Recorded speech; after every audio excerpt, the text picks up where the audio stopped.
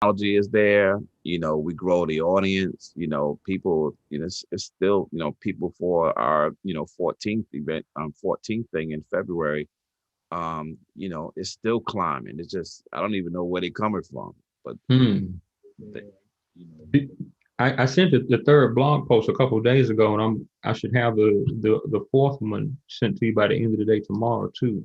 okay, I'm really enjoying doing that too. That's because again, that's giving me an opportunity to do some stuff that otherwise I wouldn't be able to. But I think it's just as important as all the other stuff. Because again, like you just having a natural, organic conversation with people, like it doesn't always have to be,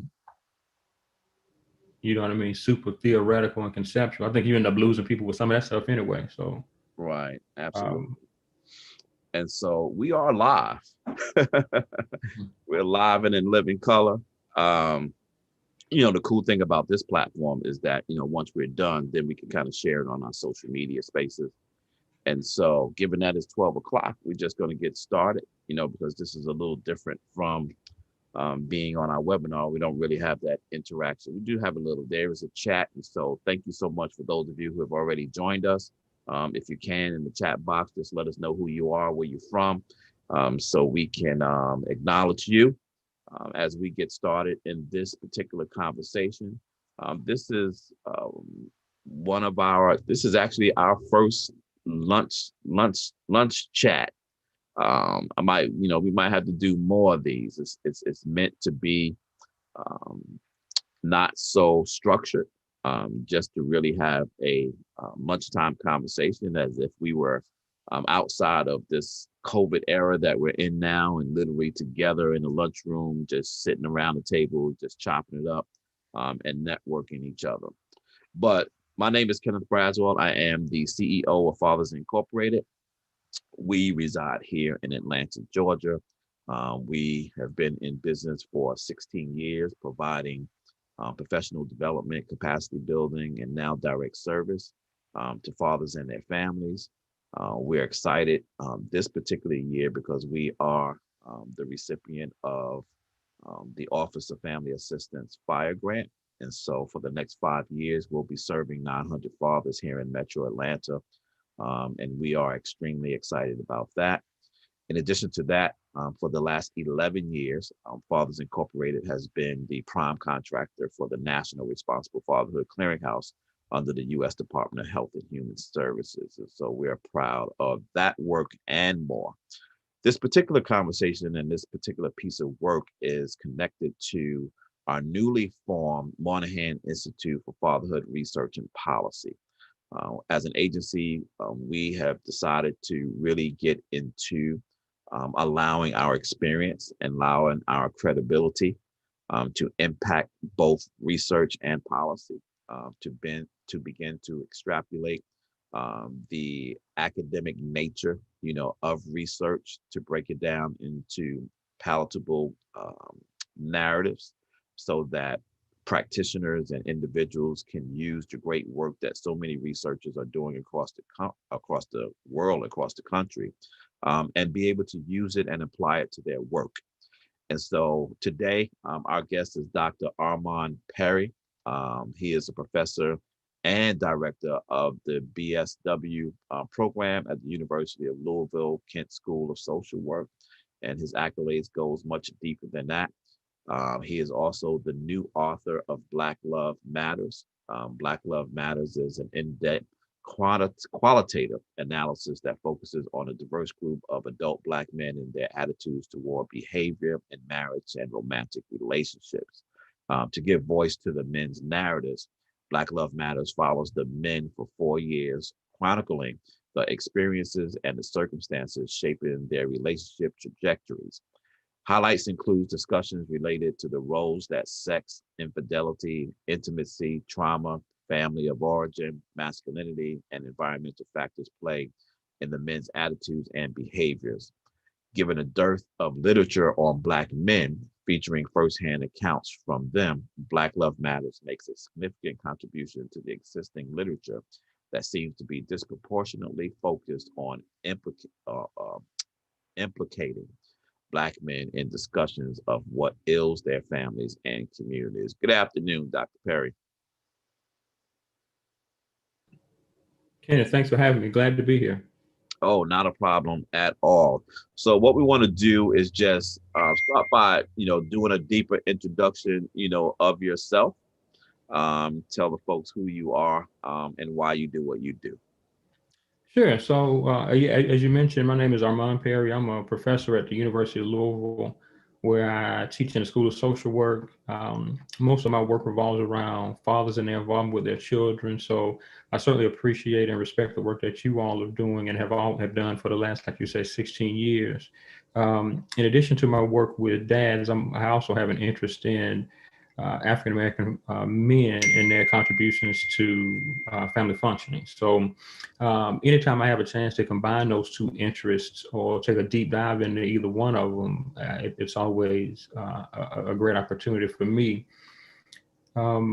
Given that most of my work is in the academic realm, I think that it's important for us to take these conversations beyond the walls of the university.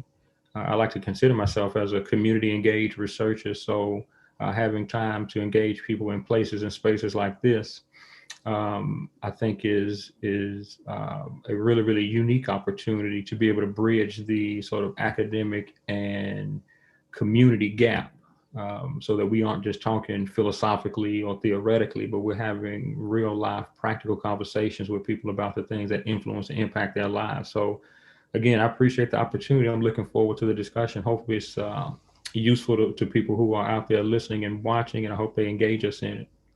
hmm So you have a new book out called Black Love Matters.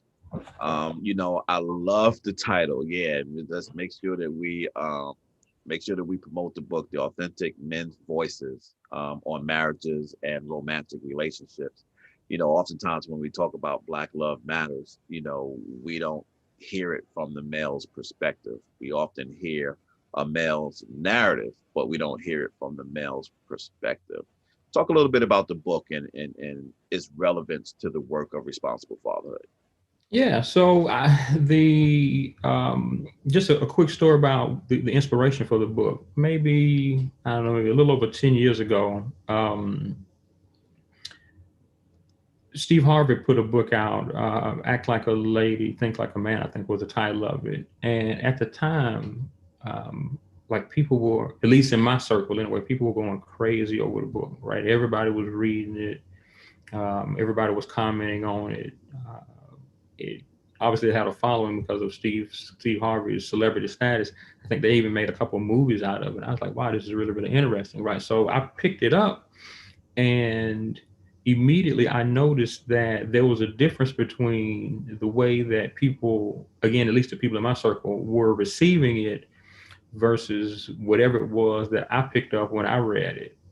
The way that people were receiving it was as if it was a how-to guide, or if it was a sort of a behind-the-scenes look at the thoughts and ideas and sort of innermost secrets of Black men. But when I read it, it seemed like the world according to Steve Harvey. It was like, well, I Mhm. don't, I don't think that that's what people are receiving. Now, of course, I don't have any way of determining what his intent was, but it certainly didn't appear that he was making a whole lot of effort to clarify that it was the world according to him versus something that was a sort of a more broad relationship book that people could use in terms of implementing strategies and techniques into their lives to increase and improve their relationships. It's like, well, that's not what that was. And so when I say this, I don't mean this disrespectfully, but the conclusion I came to was he was as qualified to give relationship advice as I was to do stand-up comedy, right? Which was to say, he wasn't, and neither am I.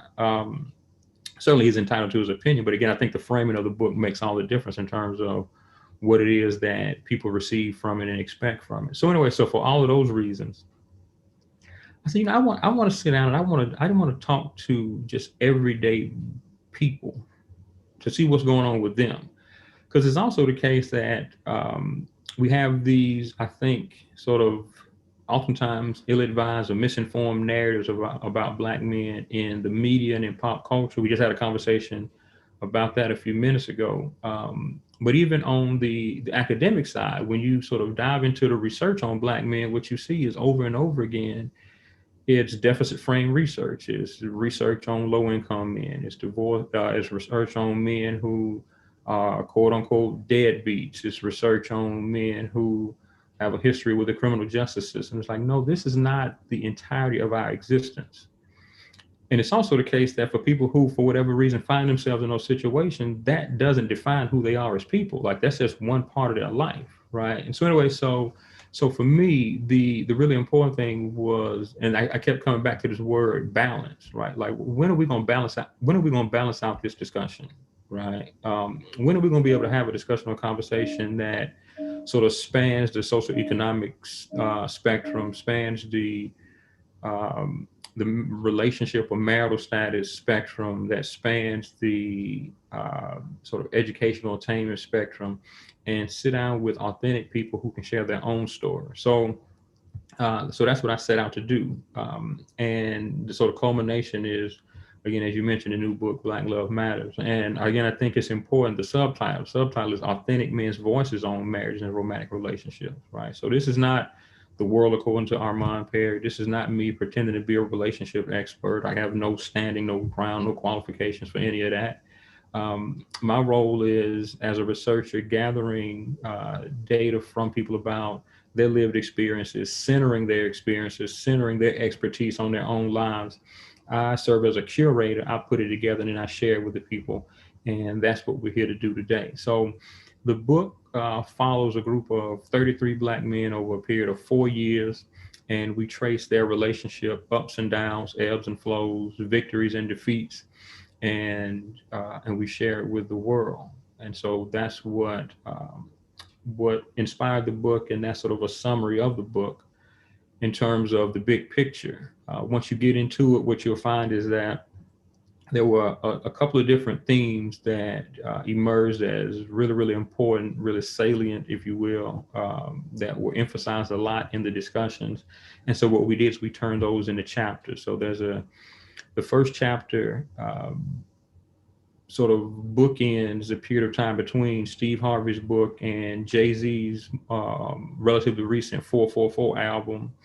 And there we argue and make the case that in that 10-year span, we may have entered into a sort of a golden era where it has become more okay for Black men to talk about feelings and emotions and be demonstrative and vulnerable in that type of way.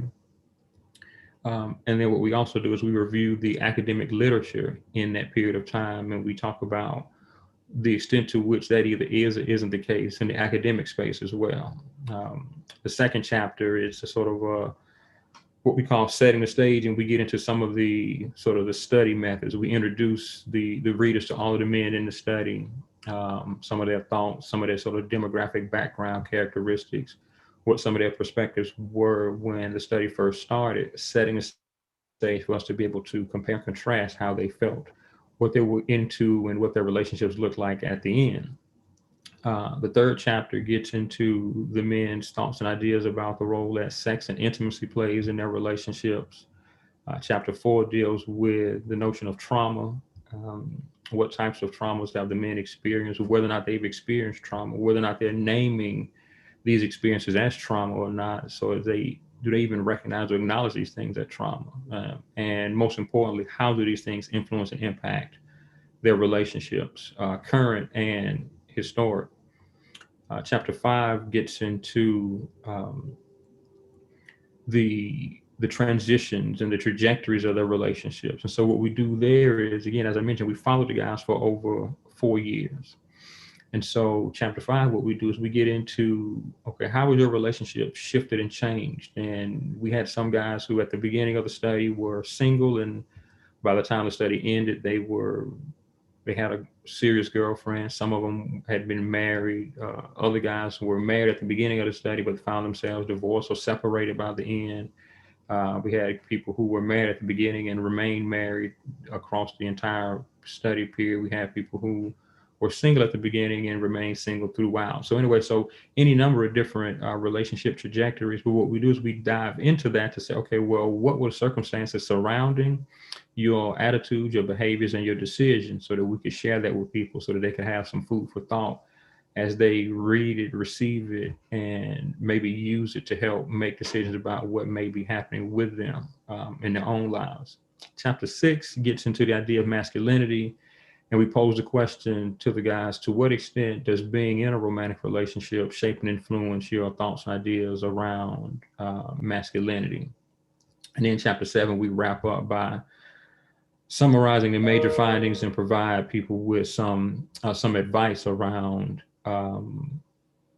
what the guys thought were important for people to know about relationships. And again, to be clear, the advice is not advice from me, but it's advice from the men themselves about how their relationships have unfolded over 4 years and what would they like to share with the world, people who are reading the book. And so that's how we wrap up. Hmm.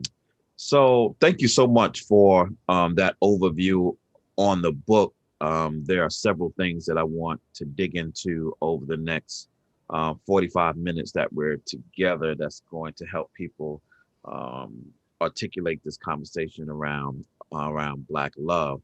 From your perspective, how does the definition of Black love differ from what we know to be the old school um, definition of Black love compared to the new school definition of Black love as it pertains to men? As it pertains to men, so when you first asked, I didn't know that you were going to go specifically to men, and so I was getting ready to give you a bad analogy between the differences between a stove and a microwave. You can give me both of them. Give me both of Okay. them. Go Okay. broad Yeah. and then go deep. Okay. So yeah. So I think more broadly, when I think about the sort of generational differences between what I was called old school Black love and sort of contemporary or new school Black love, I really do think about the differences between an oven and a microwave, right? So from a culinary standpoint, right, like you turn on the oven and it takes a while for it to get warmed up, right? You got to preheat it, but once it's cooking, and even after you turn it off, you you have to wait a while for it to cool down. So in that way, when I think about old school Black love, I think about this idea of sustainability. Um, Whereas with sort of more contemporary Black love, I think about a microwave, right? It could be ice cold. You turn it on, it immediately gets nuclear, right? And then as soon as you turn it off, it goes right back to ice cold. And so, for better or for worse, that's the first thing that comes to my mind when I do a comparison between what I think about when the term old school Black love comes up against the idea of contemporary or new school Black love. That actually comes out in the book. A lot of the guys, when they talk about their family of origin, one of the things that they talk about is the idea that in days gone by, it has seemed as though people were in their relationships more for the long haul. And in a contemporary context, people will get in and out of relationships much more quickly than in days gone by. What's interesting about that is I think another generational issue, whereas it appears to me that in days gone by, when people got married, they saw or viewed or perceived the marriage as the beginning, right? So two people would get married and they saw it as, okay, well, this is the start of our life together. So now let's build from that day, right? Whereas it seems uh, nowadays, for many people, obviously not all, but for many people, the marriage is sort of the culmination or the end or the finish line. So, people get together and they meet and they enjoy each other and they have some things in common. So then there's this idea of, okay, as we begin to ponder taking this thing more seriously and taking it to the next level, but before we can do that, I've got to get myself together, whatever that means for me, right? And so, whether that be from an educational standpoint, whether that be from a financial standpoint, whether that be from a spiritual standpoint, whatever the case may be. And so, I spend time doing this individual work so that I can get myself together. Meanwhile, my partner is going through a parallel process where they are working to get themselves together in those same areas or same ways. And so then the idea is at the point in time when I have myself together and you have yourself together, then what we'll do is we'll meet at the altar, right? And so think that um, I think that those are the major differences. And so I think as a consequence of that, we see people waiting longer and longer to get married if they ever do get married. I think that we see people who, through that process, decide that maybe this isn't for me, right? When I go back to the microwave, I think about the idea that people people want what they want. They want it when they want it how they want it. And if it doesn't appear in that way, then they become more quickly disillusioned by it. And because they've spent so much time as an individual, even as an adult, um, I think it makes it easier for those folks to call it quits. Now, so I'm not evaluating that from the standpoint of whether or not that's good or bad, better or worse than whatever things were in the past. But I think that that is the difference, and I think that our demographic data around marriage rates and things of that nature, I think it supports it. Um, and so I think that what we're dealing with is a new generation of people who have different priorities than they've had in the past. Some of that I think is natural because we live in a different world than we used to in days gone by. And I think for all of those reasons, we need to address the current demographic reality with information that speaks to and speaks about and is spoken to by the people who are coming up in that generation. And so I think that's what we try to do in the book. Because again, we span the age continuum, so we have representation from, say, for instance, the old school, as well as people who are more new school, sort of younger, early adult, young adult folks, and middle aged people, and even people who would be considered a little bit older. So, and all of us are talking to us about what their experiences are, how their experiences have shaped their thoughts, beliefs, attitudes, and behaviors in their relationships and marriages. When you began working with and began having these conversations with these men, did you find yourself having to distinguish the difference between, in order to get to your work, um, defending the sensationalism of Black love as it relates to men and getting them to the point of their own transparency and depth in speaking about their love individually? That's a really good question. And yeah, that's a really good question. So let me say this. As a person in this field, um, I obviously know that the way that we tend to be, we being Black men, the way that we are oftentimes portrayed is not in the best light, right? Um, as a Black man, it's oftentimes been the case that I've felt pushed aside and marginalized in the same way that I would imagine all, if not most other Black men feel. So I think that it would be disingenuous of me to say, well, no, I didn't think about that at all, or I didn't take that into consideration at all. So the interviews were what we call semi-scripted interviews. So in other words, from my reading of the academic literature combined with the things that I just was interested in, I developed a sort of a script of questions. I had maybe 7 to 10 questions. And so I would ask those questions of all of the men. But we certainly allowed for and encouraged the men just to speak freely about whatever it was that was of interest to them. Now, what's interesting is that much of what came out in terms of what's in the book, again, as I mentioned, much of what is presented in the book is the major themes that came out when I reviewed the transcripts of the interviews. The interesting thing there is very little of that were responses to my scripted questions, right? Right. So the guys were just talking freely about whatever their experiences were, and we ended up having really, really rich, natural, and organic discussions and conversations. Um, and because my primary interest was in serving as a reporter, so to speak, right, just sort of using my platform to share the men's stories, it became a lot easier to do that in terms of answering this question around to what extent was I conscious about sort of some of the negative stereotypes and so on and so forth, because the men were just speaking freely, right? Um, and in the areas where guys discuss things that I would wholeheartedly agree with, and in the areas where guys are discussing things that I thought was complete lunacy, right? And everywhere in between.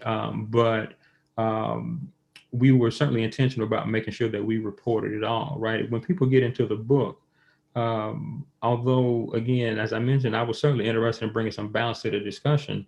no objective observer will be able to look at this book, read the book, and make the case that this is an apologist book for Black men, Mm, right? Because again, men are in here talking about their transgressions around infidelity. They're talking about struggling with their sexuality and how in that struggle they were challenged to be either truthful or not truthful with their friends, families, and loved ones. They're talking about economic struggles and the way in which finances did play a role in shaping some of their relationships. And so, again, this is not something that is an attempt to paint Black men with um, favorable sort of perceptions for the purpose or just for the sake of doing that. This is again, I think the word authentic, I think is the key word. mhm. This is the good, the bad, and the ugly.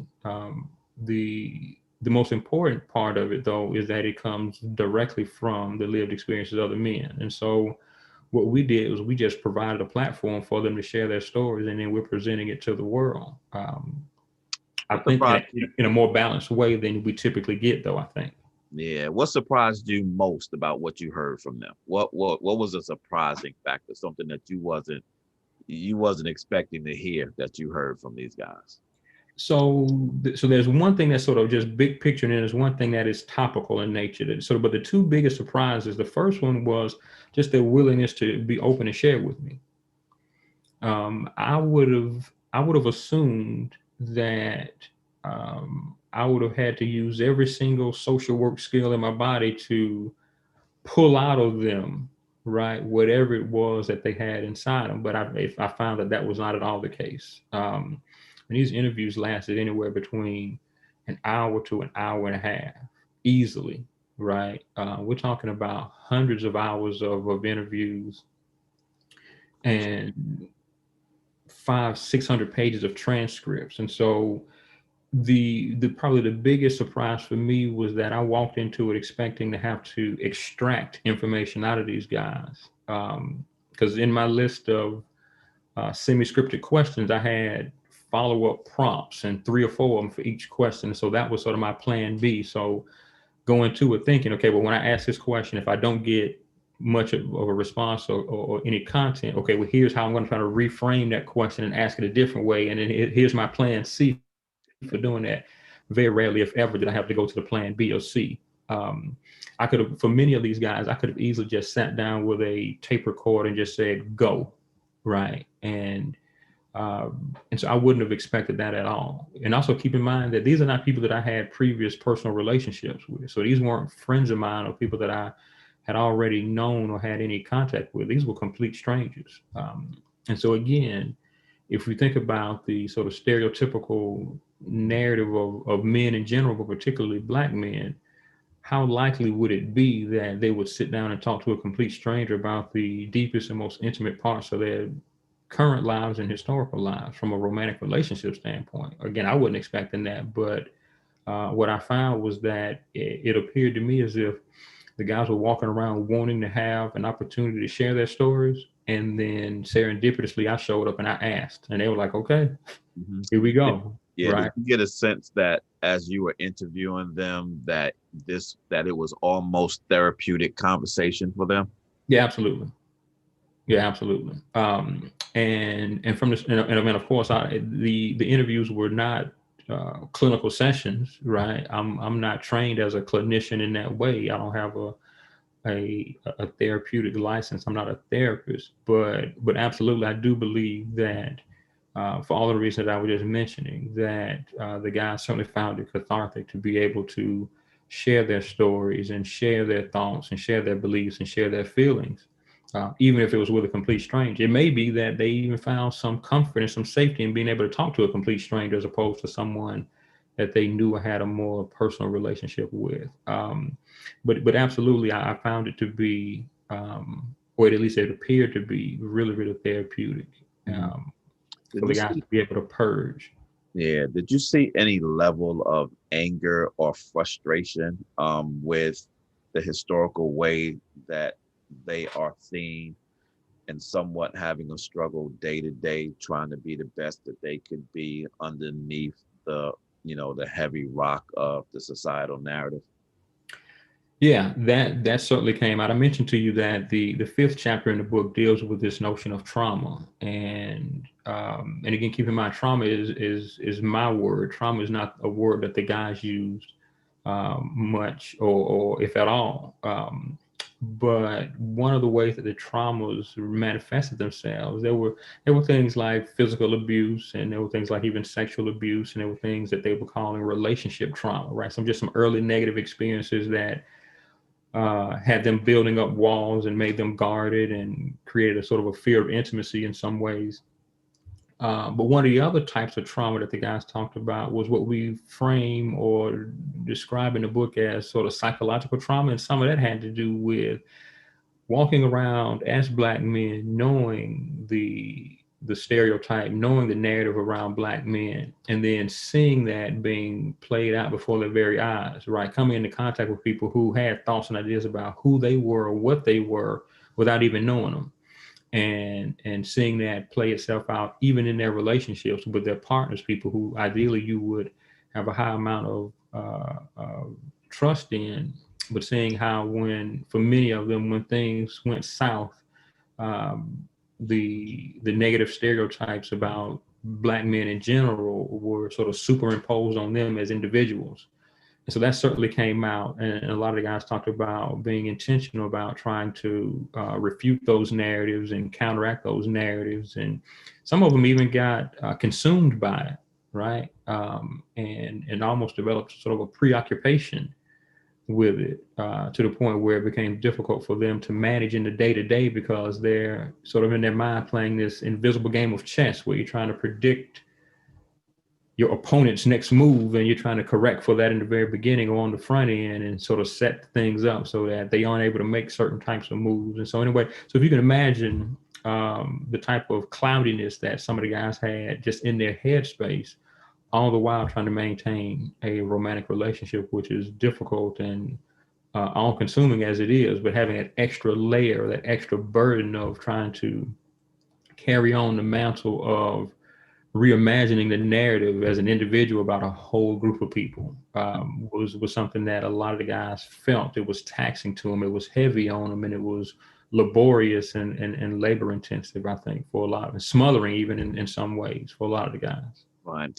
Did you, in talking to them, and we talk about this a lot as it relates to men and particularly marriages and relationships, and that is the romanticizing, of relationships and the romanticizing of being married.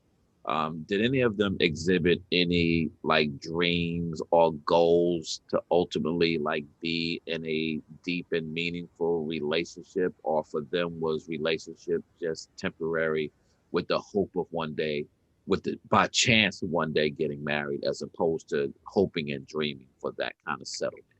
So I'm gonna answer that by saying yes. So in other words, there was all of that, right? And so one of the things that we did was, all of the interviews, I started out with, at least the first interview in a way, I started out playing a game of word association with the guys, and I would say to them, okay, tell me the first thing that comes to mind when I say this word, and the word was marriage.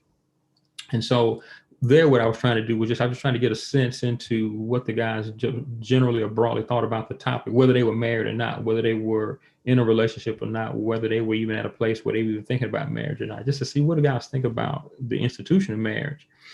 And what was revealing there was some of the guys would talk about, in their response, they would talk about or say things that suggested that they were interested in marriage or wanted to be married or had dreams or aspirations to be married, or at least had expectations that they would one day be married. And then there were other guys who, based on their response, you would have thought that marriage was the worst thing in the history of bad things, because they were looking to avoid it at all costs. And when that was the case, it was largely a function of them being familiar with friends and family members who had didn't have the best experience in marriage, and so they were looking to sort of avoid the pain and trauma that they had been sort of secondarily exposed to by knowing about the situations of people who were close to them. And what was also interesting was that some of the guys felt like um, marriage was sort of getting into marriage and not having it go well was inevitable. And for other people, they viewed marriage as a loss, right? Like a loss of freedom, a loss of independence. And so for them, um, the idea of marriage was about sort of warding it off as long as they could, right? It was almost as if they didn't have any individual agency, right? And they didn't have any power control over whether or not they would get married. Like to them, marriage was this thing that just sort of happened to people. And so they wanted to sort of hold it off as long as they could, because in their mind, when they thought about marriage, they thought about or they associated with a loss of freedom and independence and so on and so forth. But then again, for all of those guys, we had other guys who said from the very outset that no, this is something not only that I'm interested in, but I am embracing. Either currently in pursuit of it, or I have a prospect and we're working on getting things together, whatever that means or whatever that meant to them, and everywhere in between. And I think what's interesting about this particular book is that not only does it feature firsthand accounts of Black men, which is rare, but it also, again, it traces the growth and evolution of those perspectives over the course of 4 years, right? So again, so we had guys who started out saying, man, like marriage, that's for the birds. I'm not doing that. And then 2 years later, when I'm interviewing them, oh, by the way, like I'm married, I've been married for 6 months and I got a kid on the way. And I mean, it smiling with what my stepdad would call a pie eating grin, right? Like, you know what I mean? And so, and so I think some of the more interesting discussions or conversations were about having the guys explain to me the circumstances surrounding shifts in their relationship experiences, whether they were shifts toward marriage or shifts away from it. But learning about the things that led to the changes in their lives and attitudes and beliefs, I think was really, really interesting. I don't think you see much of that in either the academic literature or even in sort of pop culture discussions. It's as if people are static or stagnant, right? Like you meet a person and this is who that person is, and then they stay that way into perpetuity. And I know it's easy to do that because like sort of first impressions, and I'm guilty of that sort of thing too. So like for instance, when like from time to time you'll turn on the TV and you'll see Keisha Knight Pulliam on a movie, and in my mind, oh wait, look at Rudy. It's like, wait, no, that's not that's not Rudy. Rudy hadn't been a character in 20, 25 years. And when we last saw Rudy may have been what, 12, 13 years old. Now this woman has to be close to 35, 40 maybe, you know what I mean? And so I think similarly, we have a tendency to sort of put people in a box based on whatever our first sort of interaction with them is or was. And one of the ways that I think we bring balance to this discussion is we display and we show, I think, quite vividly the growth and the evolution of these men over the period of 4 years in terms of how it is they engage their thoughts, attitudes, beliefs, and behaviors in their marriages and romantic relationships. Mm-hmm. When you got to the conversation, of sex and intimacy, was it difficult for them to separate, the societal narrative or at least expectation of what sex and intimacy should look like for young Black men and what their real desire was within a healthy relationship? No. And so earlier you asked me about what were the things that were most surprising. And I mentioned just the fact that people were willing to talk to me. The other thing I was going to mention then was the other thing that was really, really surprising to me was that for many of the guys, they talked explicitly about the idea that what they were looking for in their relationships was to achieve a certain level of intimacy with their partners. And then they themselves, without even being asked, they distinguished intimacy from a physical manifestation of love and concern or sex, right? And so they separated those two things and talked about the idea that certainly sex can enhance intimacy, but there is indeed a distinction between the two. And again, that's certainly something that I would not have expected going into the interviews. I don't know that I had even given much thought to it before interviewing the men that we talk to and work with. And so that was another surprising area. And again, I think another area where we need to bring some balance. So I was so excited that that came out of the interviews because that was one of the areas where we needed to have some discussion and conversation in order to bring some balance to that broader or larger discussion. Because when we see and hear about Black men in the context of sex, what we see and what we hear is that these are people who are hypersexual, they're insatiable, and they may even be dangerous or criminal in that way, right? And that they see people as conquests, and notches on their belts and so on and so forth. And again, there was some of that made its way into the discussions and conversation. And so we put that in there because, again, we weren't looking to hide anything or serve as an apologist. But by and large, what we found was that the guys were interested in achieving intimacy with their partners, whether it did or didn't involve sex at all. So that was I think, a really, really important finding for folks to be able to see how it is that guys are thinking about these things in their everyday lives.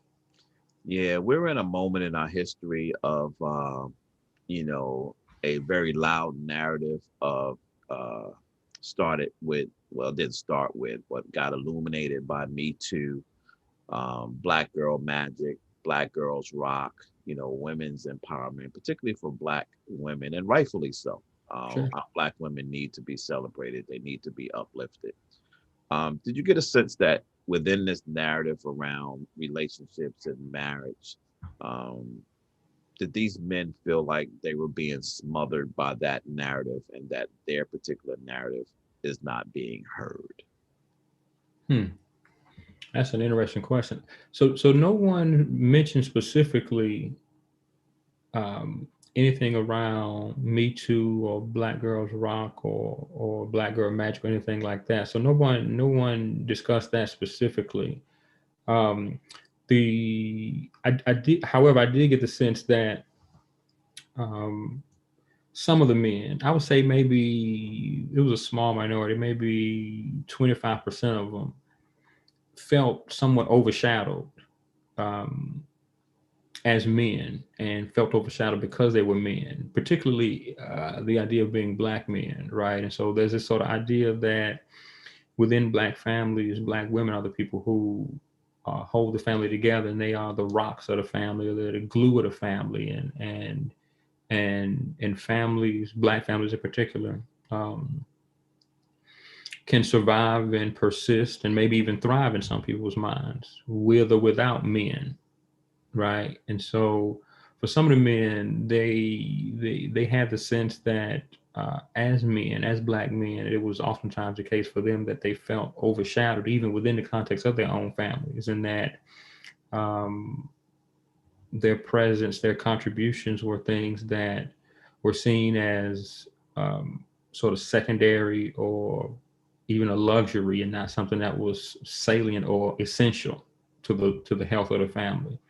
And so there was some concern there. Again, I think that we also got into several situations where when guys felt that from a financial standpoint, when they found themselves struggling there or perceive themselves to be struggling there, that caused some challenges for their relationships because they had bought into the narrative or the idea that as a man, their primary role was as a provider. One of the more interesting discussions I had with one of the guys was a younger gentleman who, when I first met him, he was around 22 years old, had recently graduated from college.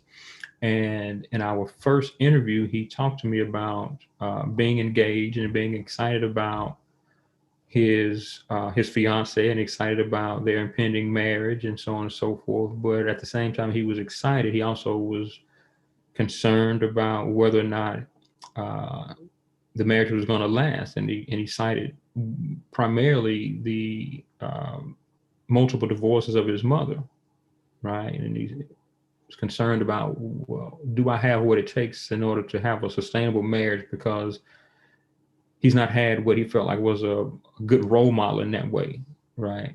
And he wasn't looking to cast any aspersions on his mother. He was just saying that, again, she had been married and divorced 3 times. And so if sustainable marriage was the goal, that's not something that he had seen, Hmm. right? Um, I bring him up because later on, when I interviewed him, things were going really, really well for him. And he talked about the idea that his business had taken off, and he had started to do well from a business standpoint. And so what that did was it created a sort of a freedom and a liberty and a liberation of sorts, right? And he talked specifically about the idea that because he was doing well financially, his business had taken off, and he didn't have to concern himself with issues around economics. It freed him up to turn his attention to growing and building his relationship with his wife, because they weren't being distracted by what are we going to eat today? How are we going to eat today? Are we going to be able to pay the mortgage? Right? What about our, you know what I mean? And so anyway, again, I think that when I think about him, I think about some of the other guys who, I was a guy who was a bus driver and he gets laid off, and he was in school at the time, so he had no financial means to provide for his family. He talked about how he was a person who was always seen as a go-to in his family, but he found himself with no means to support himself or his family.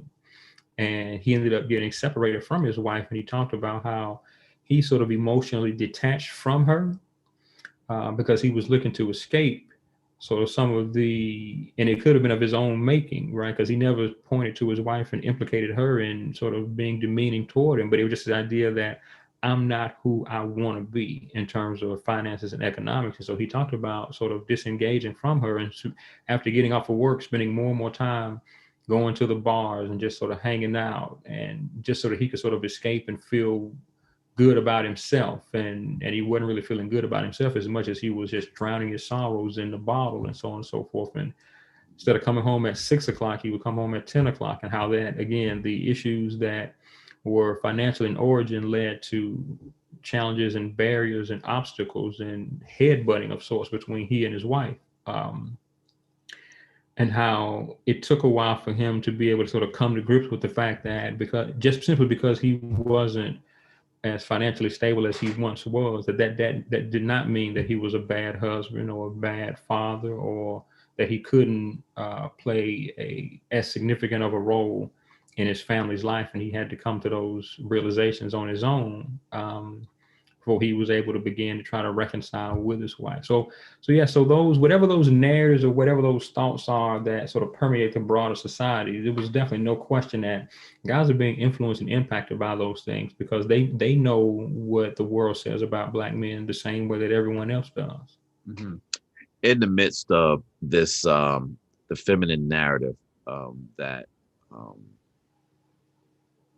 that is moving, emerged another term, toxic masculinity. Where did you see that play out in your conversations? Whether it was in their behavior, in their thought process around it, where could you see that narrative play out in these interviews? Yeah, I think in the guys' growth and evolution, I think for a lot of them, they were able to look back on sort of previous versions of themselves and point to places and spaces and times when their behavior did not represent who they felt they were as people, right? And again, I don't think people were using the language toxic masculinity, and certainly none of the guys used it. But what they were describing was what we know to be characterized as toxic masculinity. And what was interesting there was that played itself out from a financial standpoint. It also played itself out from the standpoint of, again, we go back to that trauma chapter when we were talking about the some of the early relationship experiences. I'm thinking about one guy in particular who mentioned having talked about being on the way to his girlfriend's house, and he had maybe just gotten paid. He had a couple dollars in his pocket, and he wanted to do something nice for her. So he's on his way to the house, on his way to his girlfriend's house, and he's wanting to like to take her shopping or whatever the case may be. And so he gets there, he says, and is able to overhear her before he gets into the house. Maybe the window, I think he said the window was open or something like that. But anyway, he's able to overhear her on the phone talking about having just had another gentleman visitor who had stopped by and left her with some money. And the language that his girlfriend used to describe the guy who had just left the house, she called him a sucker ass N word, right? Mm, And he talked about the idea of sort of in that moment just sort of being just shaken, like wow, like hearing how she was describing the guy and knowing that he was on the way to her house to do the exact same thing that whoever this other person was had just done, and hearing her characterize him in this way. So anyway, so he talked about how um, over time, having had that experience, it was also the case that this guy was had suffered some abuse at the hands of a babysitter as a child, and the combination of those things contributed to him essentially being a womanizer in some of his early adult age days, right? And so, um, and again, these were things that that was probably the most extreme sort of case. But there were other sort of smaller, more benign cases where those types of things happened that led to people exhibiting or demonstrating behavior that many would describe or characterize as toxic masculinity, even though that's not the language that the guys themselves use. But it certainly manifests itself in a number of the men's narratives and discussions and conversations. Uh, Just this idea that for whatever reason, they had learned or had been socialized or had come to the conclusion that relationships were almost sort of kill or be killed in the octagon, only one person is leaving alive type grudge matches. And so the idea was rather than cooperate, it was a competition, and I got to get you before you get me, right? And seeing that in and around their circles of influence, seeing that in their family of origins, and internalizing that. And then for many of them, having some early relationship experiences that affirm that or reinforce that, and how that led to some challenges down the road for many of the guys at a point in time when they were looking to even try to make some changes in how they were going about their business. And so, from a toxic masculinity standpoint, those are the ways that that tended to play itself out in the discussions and conversations that we had with the guys. thank you. We are talking right now to Dr. Armand Perry, who is the author of Black Love Matters, Authentic Men's Voices on Marriages and Romantic Relationships.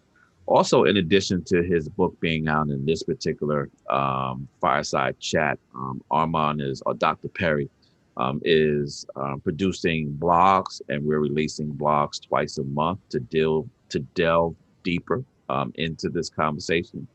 You can see the past blogs and the upcoming one that will be published tomorrow at www.dadspadblog.com, or you can go to fathersincorporated.com. And this conversation will culminate, but not end, on February 14th, I believe. Yeah, February 14th, in a webinar style town hall, where we're going to have even deeper discussion on Black Love Matters, and continue to express this conversation. In the last 9 minutes that we have, I really want you to address the notion of Black love, and the notion of Black love mattering, right?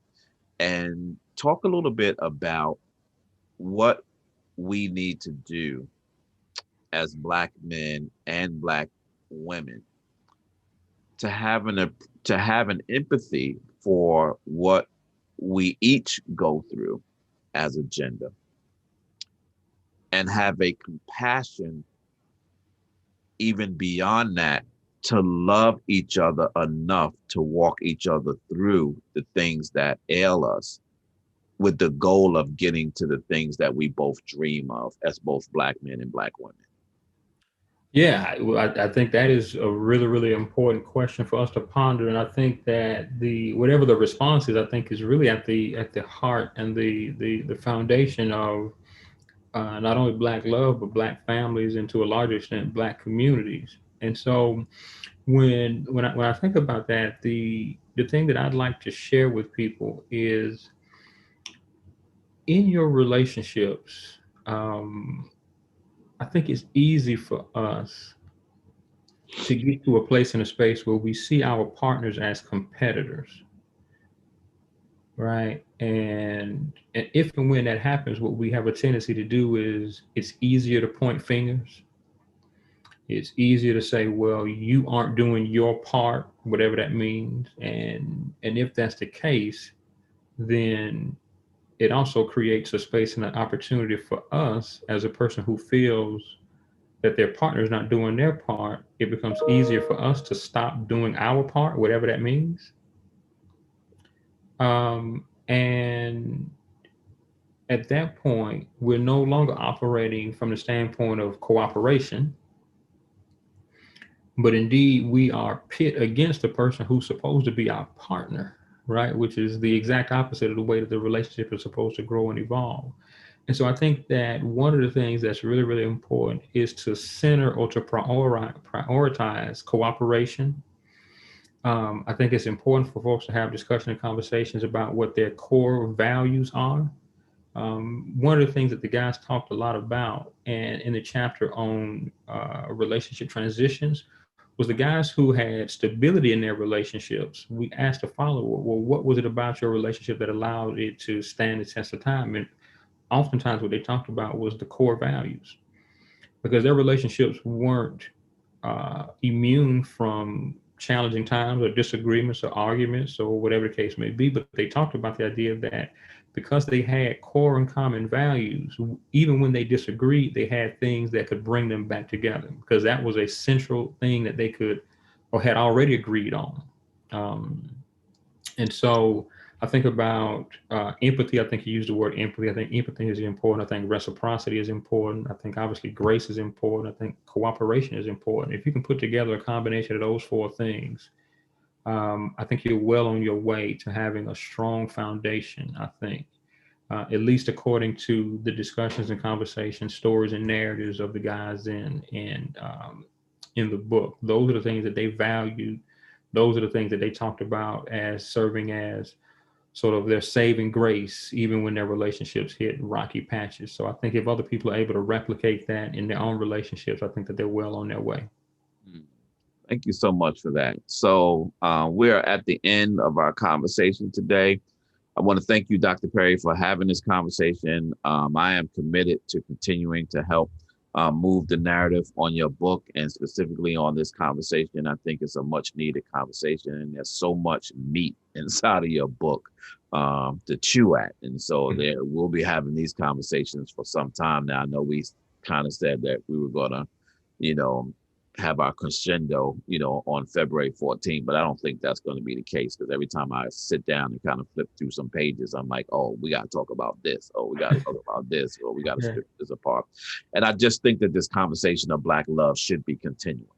We just need to kind of figure out. I think it's one of the most important things that as Black men and Black women together, we have to focus on. If this time in our history doesn't point to the need to do that, no other time other than possibly slavery, pointed to the need for us to focus internally on strengthening the relationship within the Black community, within the Black family, and within our Black relationships.